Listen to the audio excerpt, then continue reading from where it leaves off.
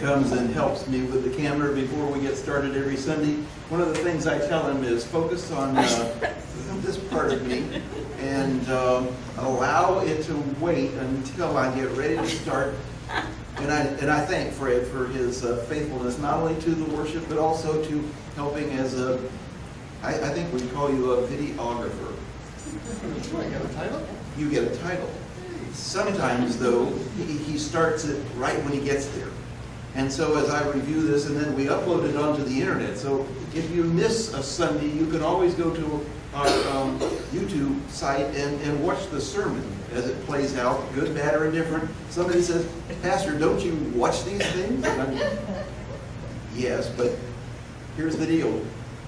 I am who I am, and God has called me to be who I am and to reach out to as many as I can. And you just have to take me the way I am. That's right. Because I'm the same today as I will be on Tuesday and Thursday and Friday and all the other times of the week. And if you get a chance to see me from this part, it'll be a shining halo around me. That's a blessing. You get to know the whole of me. That's a lot. And that's a blessing too. Thank you. That's a blessing too. This morning we're going to talk about healing ministries. I've entitled my message for this morning, Embrace Life. How much more important could a message be than that? It comes from the foundation that we found in the Gospel of Mark, the second in the Bible, the first to be written, the 5th chapter, 21 through 43. Now that's the foundation from whence we get our message. That's where we get the stories that start this process of understanding who Christ is in our lives and who we are with Christ in our lives. I want to back up and tell you a little bit this morning. Some of you have heard my testimony. Some of you have known me for so long. You get it all. But for those of you that don't, I love to have new people come because it's the first time for you.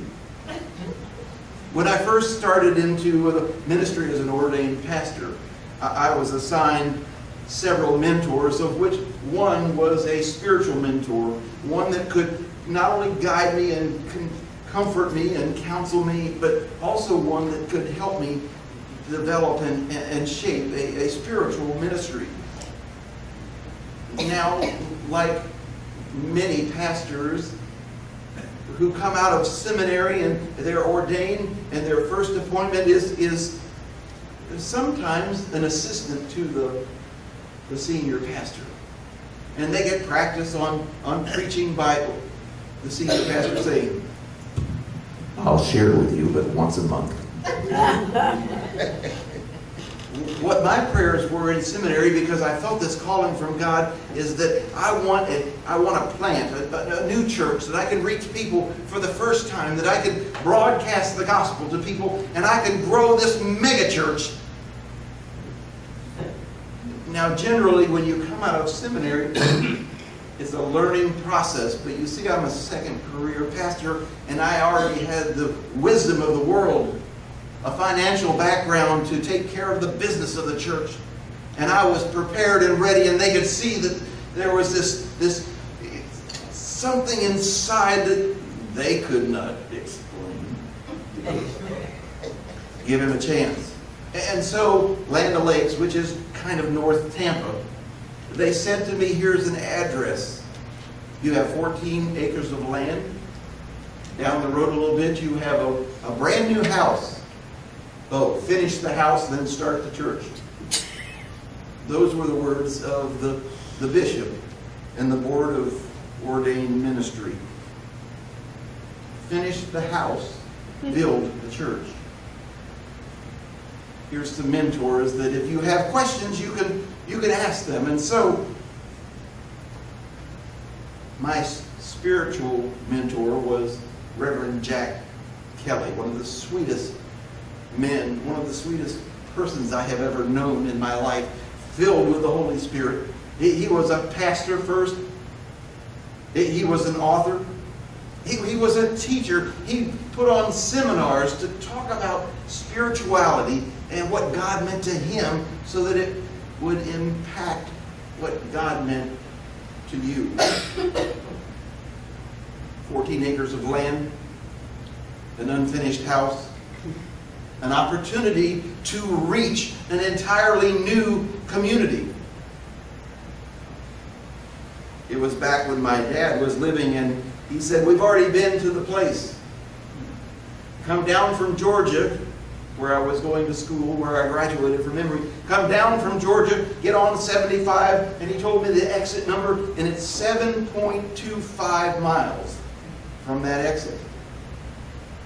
Well, I'm really glad that he told me it was 0.25, because at 5 miles, I was starting to believe that there was no address. There was nothing there. There was a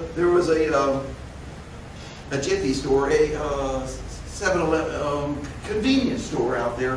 They sold gas and bread and milk because the people, if there were any people there, needed at least the staff of life to exist in a place so far away from everywhere else in the world.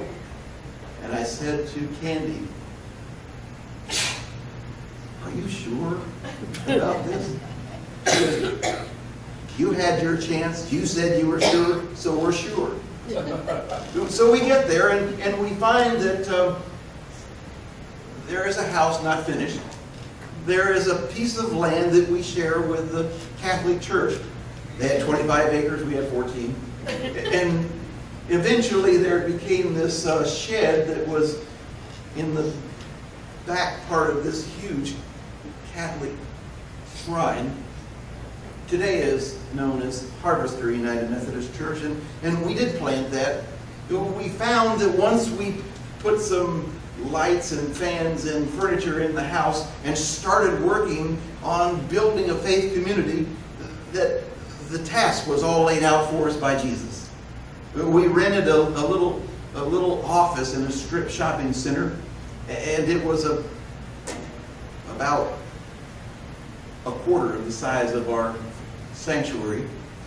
And I had a desk, and we bought some tables, a couple of chairs, and we put 25 telephone lines into this little strip of an office, and we made 25,000 phone calls to let people know that we were here. We were going to be the new faith community, and you can get in on the ground floor. I just had one of those thoughts. My grandfather on my mother's side, when I was about this big, said he's either going to be a used car salesman or a preacher. And I think it all came handy in that opportunity to start a place for people to find God and to change their lives. Remember Jack Kelly, the mentor for, that's where I started. He's the one I wanted to tell you about. We met quite a few times because Jack was there to help me shape my dreams, to turn those dreams into a ministry. And if he said one thing that was important, and he said many things that were important, my vision of this megachurch in North Tampa was foremost in my heart and in my mind. Here's the one thing I remember of all the counseling and all the love that Jack gave me. If you want to start and grow a large congregation, start a healing ministry. If you want to offer Christ grace and salvation, grow a faith family. Amen. Today, Jesus gives us two examples, two stories of healing. Healing is important. It's part of our ministry everywhere. We believe in the power of God to heal through us and to us.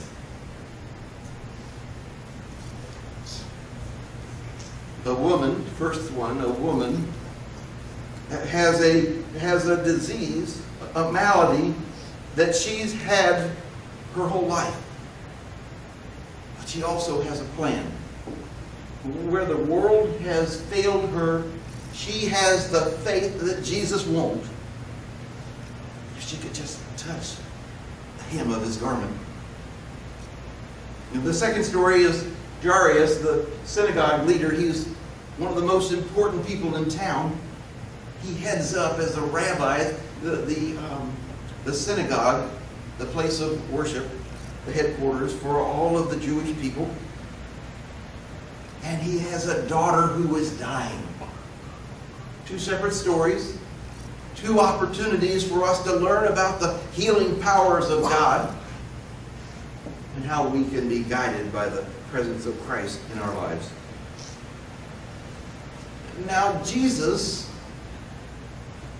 enters town and is approached not only by the crowd, but by these two people, the woman and the synagogue leader. Now I'm thinking that they believe that for that moment, Jesus must be the focus and the center of their life and their thoughts and every process that goes along with that. Jairus says first, my daughter's dying. Can you, Jesus, come and heal her? Now understand this. Jairus is a distinguished man, leader of the community, and Jesus is an itinerant rabbi. Polar opposites attracting together where God meets them as one. Jesus decides, with the entourage that he has, that he is going to select Peter, James, and John to go with him for this learning experience, this healing opportunity. He's got the other disciples, but he chooses this inner circle. And when I read that, I said, wait a minute, this is not a first, is it? He's got this entourage of disciples. He's got the 12 apostles. But somewhere else, Jesus said to them, Peter, James, and John, come with me. And I remember on the mount, the transfiguration, where Peter, like he always does, sticks his foot in his mouth, saying something about, shall I build a shelter for each of you? He was talking about for the transfiguration. Who was that? Jesus and Moses and Elijah. He was the leader of the apostles. And maybe because he was very forward and direct, but he was their leader. And James and John came with him then, they came with him now. And along the way,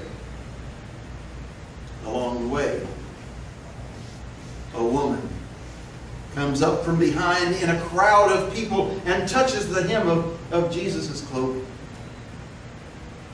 And Jesus stops. Who touched me? Isn't that a sight? Hundreds of people in the center, guarded by his disciples. And Jesus is walking into town. Somebody touched you. Let's focus, Jesus. We're on a mission here. Jairus' daughter needs healing. Yeah, but Jesus says, no, wait, something's happened to me.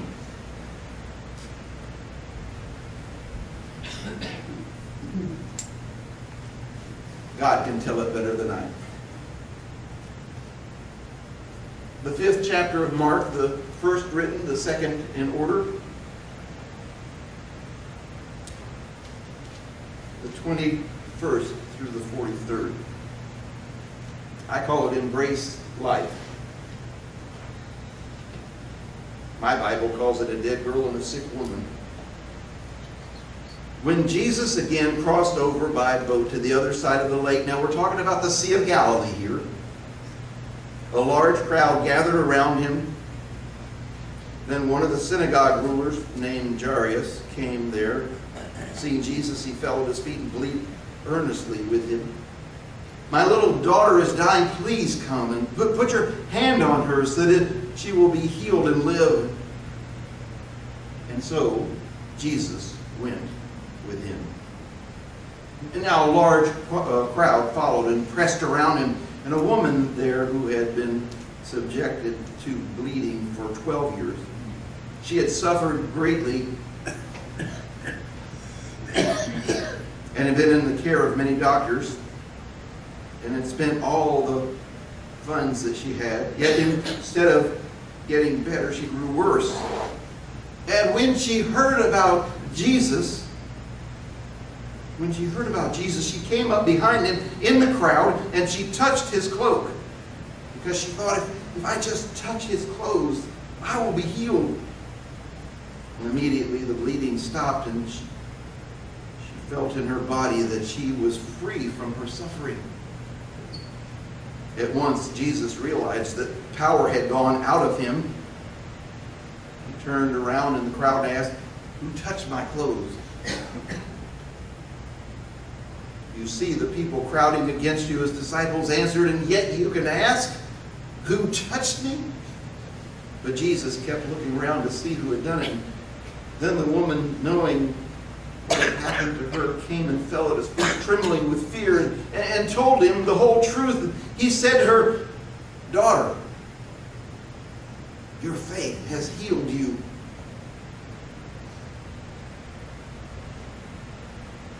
While Jesus was speaking, some of the men came from the house of Jairus, the synagogue ruler.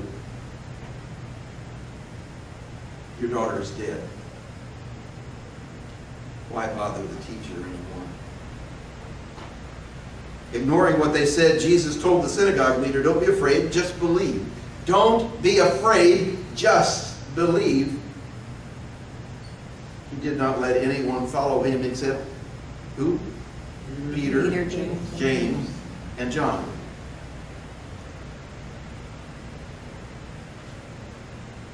When they came to the house of the synagogue ruler, Jesus saw a commotion with people crying and wailing loudly. He went in and said to them, "Why all this commotion and wailing? The child is not dead, but asleep." But they laughed at him. After he put them all out, he took the child's father and mother and the disciples who were with him, and went where the child was, and he took her by the hand, and he said to her, "Girl, I say to you, get up." Immediately the girl stood up and walked around. You see, she was only 12 years old. And they were completely astonished. And he gave them strict orders about this. "Do not let anyone know." And then he told them, "Give her something to eat." Sounds like Turning Point, doesn't it? "Arise, you are well, let's eat."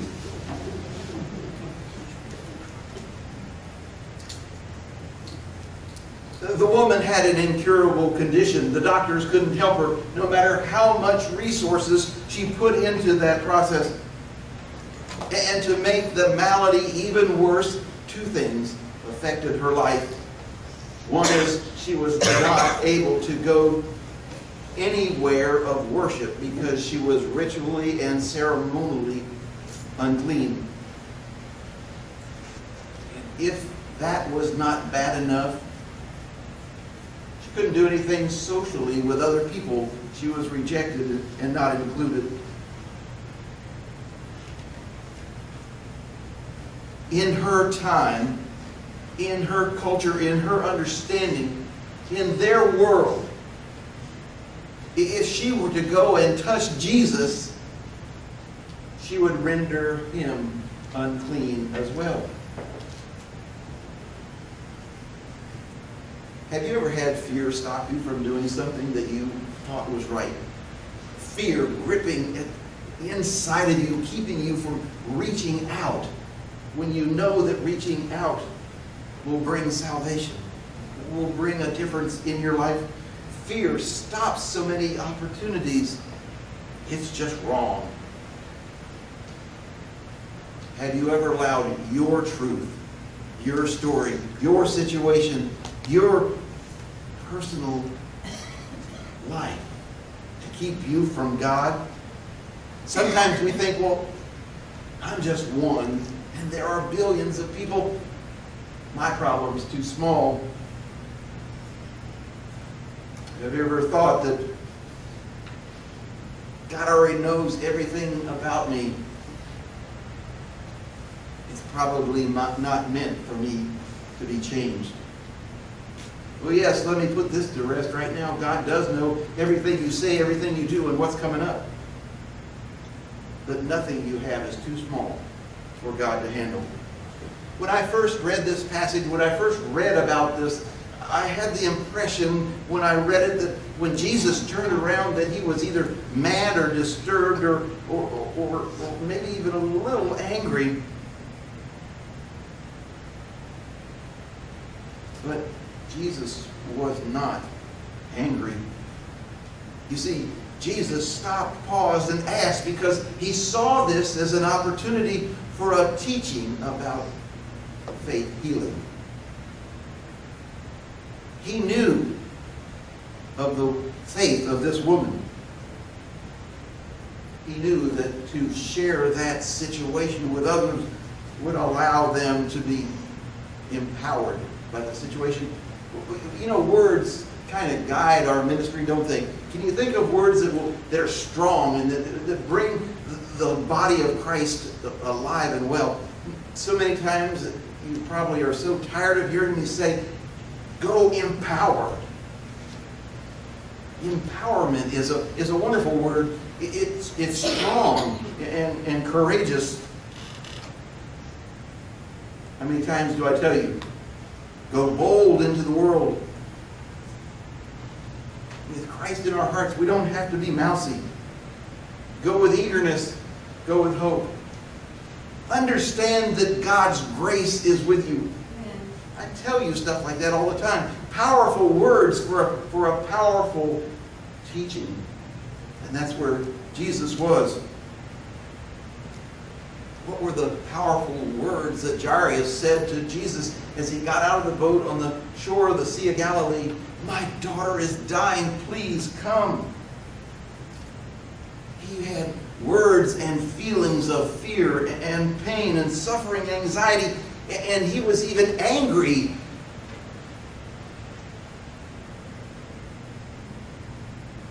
A teaching moment again. The lesson for us is that real faith requires action. Faith not put into action is not faith at all. And what did Jesus say to Jairus? Do not be afraid, believe.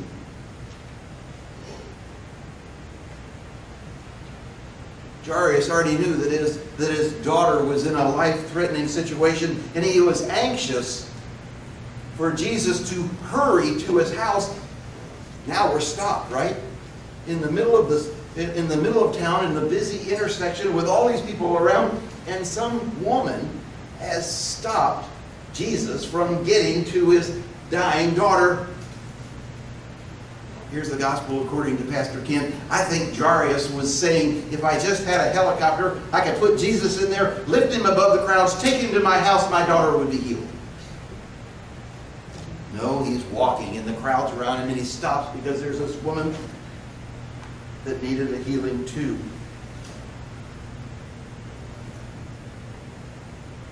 Distinguished rabbi, itinerant Jesus. They are at each end of the spectrum of life. No matter what age, wouldn't you do anything in the pursuit of health and happiness and a life filled with love and joy and compassion? My favorite movie of all times, we've talked about it so many times, Leap of Faith with Steve Martin. He was this an evangelical con man. He set up tents and had this sideshow ministry. And through trickery, the character that Steve Martin played exploited the people of the towns everywhere he went and set up a tent. Remember the inner circle? Peter, James, and John. I remember another passage where Peter and John went to the temple, and at the gates there was this crippled man, crippled from birth, and he was asking for gifts, asking for money. We see them all the time with signs at the corners of the intersections in the bigger cities, sometimes even here at the outside of Walmart, signs that say, "Please help, God bless you." Aimlessly begging for your help instead of going to the big guy. Peter and John said, "Focus on me." Because he was just passing to whoever would put a penny in his cup. Focus. "Gold and silver I have none, but in the name of Jesus Christ stand and walk." And he jumped for joy and ran into town.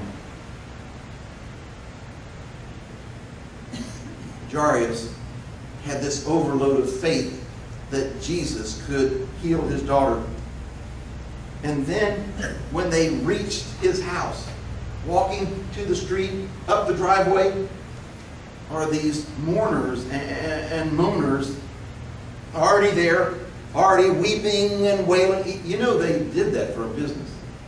Yes. They weren't people that were friends of the family that were wailing because of the internal pain. They were paid to come and wail and moan for people in tragic situations.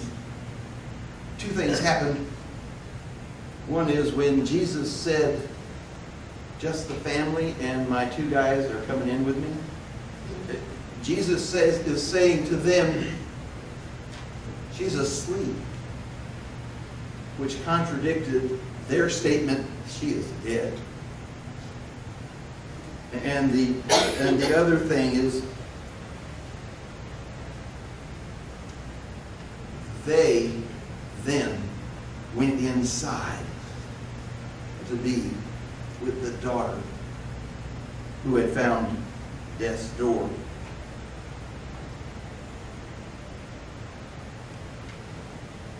Have you ever had anybody in a tragic situation in your life, whether it's the death of a loved one or just something that has just gone totally wrong and away from your plan, come up to you and say, "Buck up, sonny. That's the way the world is. There's really no hope." Because that's what they were telling Jairus. Send Jesus away. It's too late. And I think they truly mean well in what advice they're giving you. But for God, delay is not denial. And for God, there is always hope. And God is the final answer. The stories couldn't have been more different. Rich versus poor, young versus old, educated versus plain. However, they're all united in their faith. They both seek in desperation a healing of a loved one, a healing of their body. Their stories were filled with faith. Their stories were filled with humility. And in reverence,